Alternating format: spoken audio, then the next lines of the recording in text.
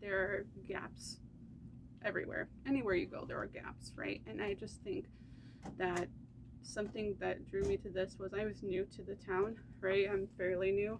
And so for me, it's more of a, I'm coming in with a fresh eye. Um, I'm coming in with a lot of experience, a variety of experiences. I kind of come from a background where I was doing school or academic related diversity. I did some community diversity, and then I went into the healthcare center and did health equity.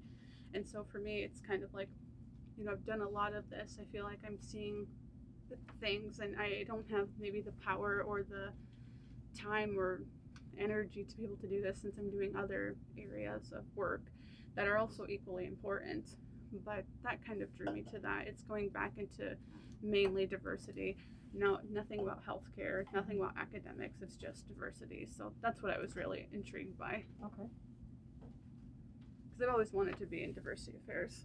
Uh-huh. Well, and when you think about diversity, it's not just race. When you think about diversity, it's diversity in incomes. We have diversity in socioeconomics. We have diversity in religion.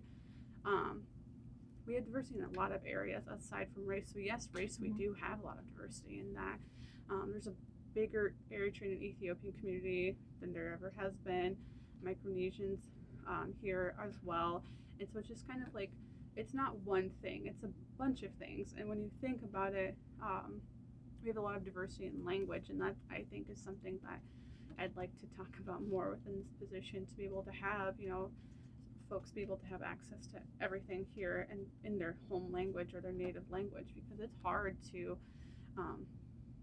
run around in an area where you do not speak the language and you don't have a navigator assigned to you.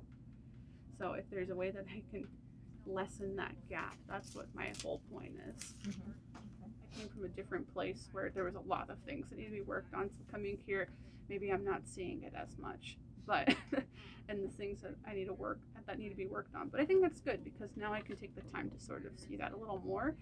Because really, I see, like, there's a lot of visible homelessness.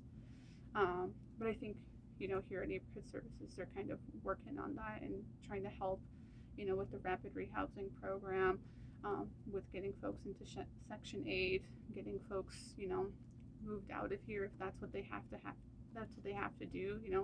Some folks are kind of like sort of dislocated, and then they end up here, and they have family maybe in Michigan, or they have family somewhere else, and they just don't have the resources to get to their family. And Neighborhood Services offers that. That's awesome for them to be able to get back home.